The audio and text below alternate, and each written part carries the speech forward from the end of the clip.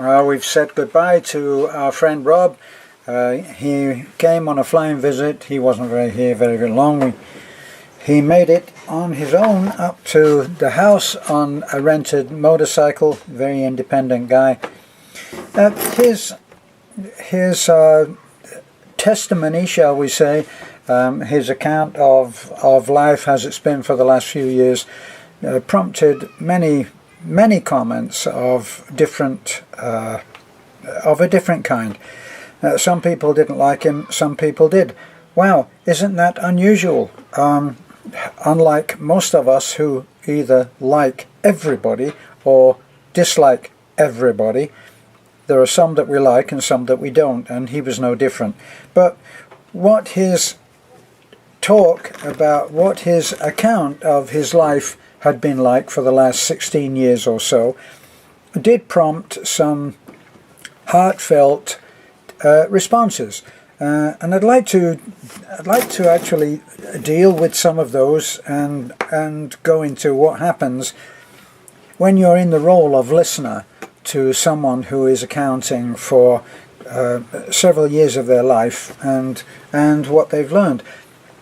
Some people do go through their lives and they don't learn anything. That's why some of us are, they don't learn anything until a certain point, and then something actually key, a key point occurs in their life. And I think everybody will agree that if you listen to any motivational speaker, they all reached a point where they said, I'm going to change this. This is not going to be the way that my life goes. I've listened to most of the great motivational speakers, and I haven't yet heard one that didn't have a moment in his life which was a milestone moment in which, describe it how you will, the light went on. So he had an epiphany, he had a cognition, he had a recognition, he had an enlightening moment in which what the hell he was doing was revealed to him or her. Well, I remember a movie in which which was very interesting, and in the movie, both of the people who are meeting on a date for the first time, and the man starts to tell his horror story, his sad story, and the girl suddenly says to him, she touches him on the hand and she says, let's not do our sad stories. Let's not tell all of the sad stories. Now, I don't think there's anybody that I've ever met that doesn't have a horror story, that doesn't have a sad story. We've all got one. I mean, we've all got, and some people have got more than others. Some people have got more than their fair share, and same thing keeps happening because they keep doing the same thing. And eventually you have to come to the realization that maybe you're not quite doing things right. I know that I did. I often say that as far as making mistakes go, I like to think that I'm one of the best at doing that, at making mistakes, at getting it wrong, at doing the wrong thing, of messing up my life. I've done it all. The only thing that's different for me is that I didn't do it in some of the classic ways, that of getting involved in drugs and booze. And I've had some conversations with Rob about this. When I was in a band, the same band for 7 years, I've often said that I watched booze, not so much drugs. I didn't actually see too many drugs in my time as a musician, but I did see the drink, to the extent that I've actually lost friends because I don't go out and drink. That's not my particular poison. But I've messed my life up in every other way, and I finally learned it. I was a fast learner. It only took me like 74 years to realize that maybe I wasn't doing it right. So, very fast learner, wasn't I? Wasn't I clever? But I did learn it, and now I like to think, and there are no guarantees, but I like to think that my life has begun to level out, and I don't need to tell the sad stories, and I've got a few. If you keep on telling the sad story, in which you become emotional when you're telling it, then you're still suffering that story. And there are so many good examples in my life that I've seen other people do. Isn't it funny how it's always easier to see how somebody else is messing it up? But I've said this one before, but this had a big effect on me, and I watched, I came in part of the way watching something that was on television, and there was a black American woman, and she was the presenter, she was the host of the show, and this woman had apparently just finished telling the most horrific story that had happened to her. And then I heard an amazing piece of advice. It was amazing to me. The woman said, "That is a terrible story. That's a very sad story. It is awful what happened to you, and I sympathize with you, and I'm sad for you." And so she gave the woman all of the acknowledgement that the woman could possibly ask for in having listened quietly to the story. And she said, "Here's what I suggest you do. Tell that story to everyone. Tell it to the postman. Tell it to the milkman. Tell it to the person on the cash register at the supermarket. Tell it to everybody. Tell it, tell it, tell it, tell it. And then stop. And don't ever tell it again." In other words, tell it until you've wrung every little bit of misemotion out of it. Emotion, what's the difference between misemotion and emotion? This is what I think. Again, only my opinion, and we've all got an opinion, along with other things. I think that emotion is what you feel when you listen to an incredible piece of music. Emotion is what you feel when you see your child playing. Emotion is what comes over you when the person that you love looks happy to see you. Emotion is what you get from hugging a child who hugs you back and is happy to see you and calls you mommy or daddy and says, "I love you." Those are emotions. The misemotion is when you have suffered some terrible thing and you start in conversation, probably with a new friend, and somehow these misemotional stories come to the surface. It's like they're like scum coming to the top of the water. You know, you look in a mirror in a river that is badly polluted, and you see that often especially in a river that is industrially polluted, you'll see the white scum floating on the top. That's what the misemotional stories are. And when you meet someone who you are sharing your life experiences with, it's as if you reach down to the bottom of the pond and you dredge up all of this garbage. And when you do it, you can actually cry. You can cry because what happened to you may have been terrible. And you will feel emotions again. But they're like second-hand emotions. They're not in the moment. You can recount a story that you were terribly afraid, and you can feel anxiety as you tell that. But right in that moment, you may be totally safe, probably are totally safe. So you're not in the present moment of fear, you're in some retro fear that you are voluntarily reaching down to the bottom of the pond and dredging up that mud, and you're floating it on the top, and you, whether you like it or not, whether we like it or not, we are willingly re-experiencing that situation. So, if you've got horror stories, get them told.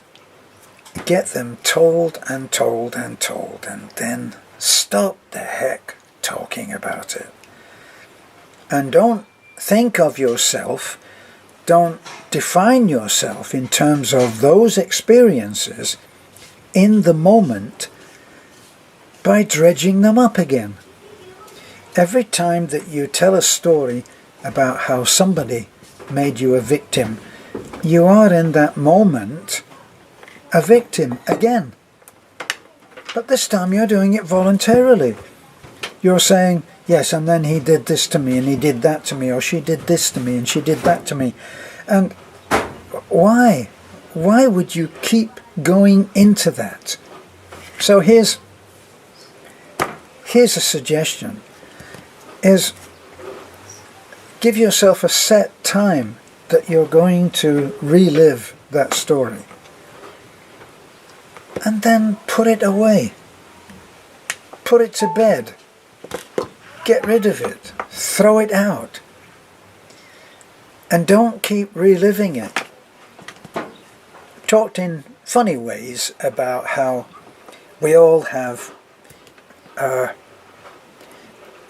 embarrassing moments, don't we? Now, when you have an embarrassing moment, some people say, oh, I wanted to die. What moment is there that is a mere embarrassment that could make you prefer death? It doesn't make sense, does it? And then after that, you then make others laugh, and even yourself laugh, by recounting that situation. So you have a good emotion simply because you are helping others to laugh, which is a good thing. But the other things of talking about how your ex-partner did this to you and did that to you, and without actually recounting what you learned, I don't think that that's a good idea. For me, it's not a good idea. If you spend time with the one that you now have found joy and love with, and you waste some of those moments by recounting the bad times, what have you achieved?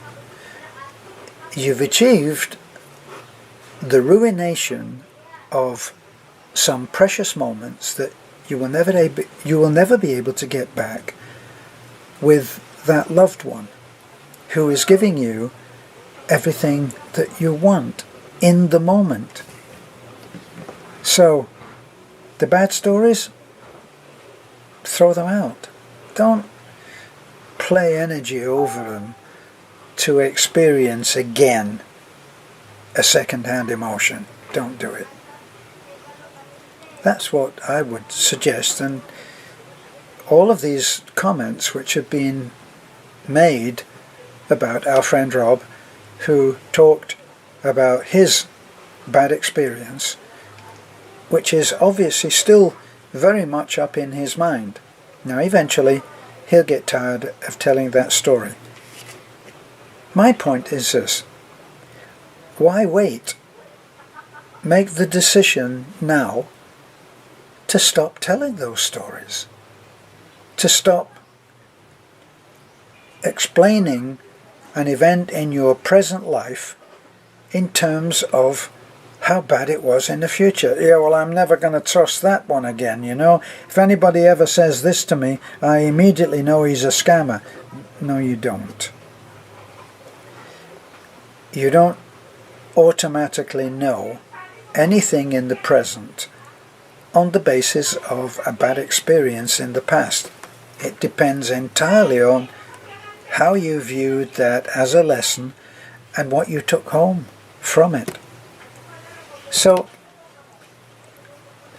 you may actually have a valid bad experience and yet have not realized what the lesson is.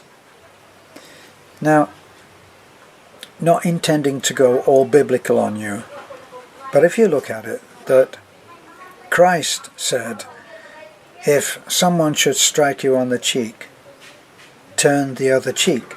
Let me interpret that for you in a way which I saw in a book that I read recently.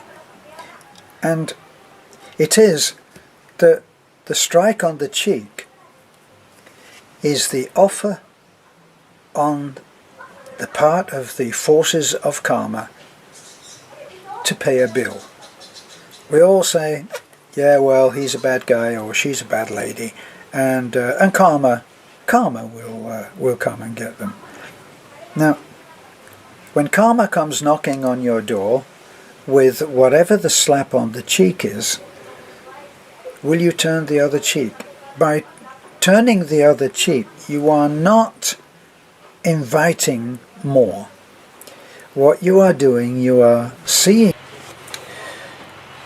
So what you are doing is you are allowing the Lord of Karma to present you with a bill for some negative act that you've done in the past and can now pay.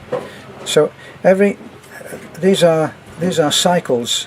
These are cycles of action. Think of them as circles, and you entered the circle at one particular place, and if you don't end it as it comes around to be resolved, then you haven't learned the lesson, and karma will continue to bill you.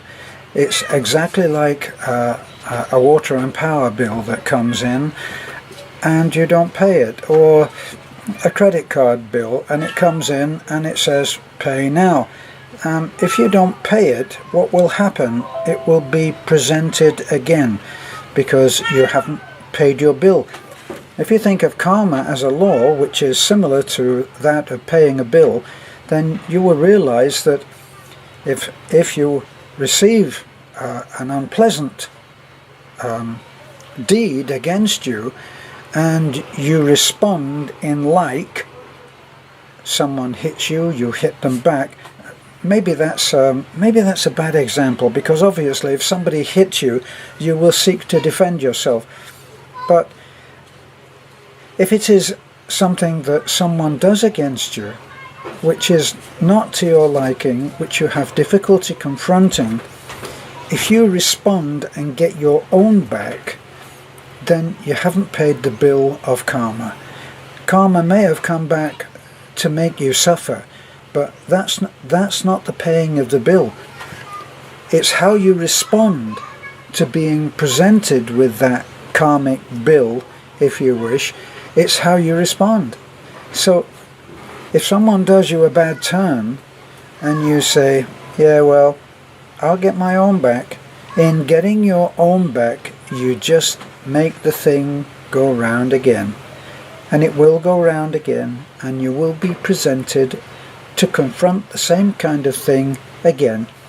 And unless you've learned a lesson and have learned to confront that unpleasant deed against you without the need to strike back and gain your revenge, then you haven't learned anything. The people often interpret things from the Bible very much in terms of what suits them at the moment. That's why you get people who say, yes, well, an eye for an eye. And that would indicate that somebody pokes you in the eye, you poke them right back again. And that's fair. It depends. What about the other one, where if you're on proving the point, you say, vengeance is mine, saith the Lord. Which means that you leave vengeance to the Lord. Now that would be turning the other cheek. You could view it that way. So, back to the stories, because I'm about to go out. Stop telling the sad stories. Don't play energy over. Don't revitalize them. Don't keep them alive by telling other people. And here's something else. When you tell other people your sad stories, how do you think it makes them feel? Not good. So don't burden other people with your sad stories. Deal with them. Learn the lesson and move on. That's what I think we should try to do. Am I doing that? Well, I'm trying. We're all work in progress, aren't we?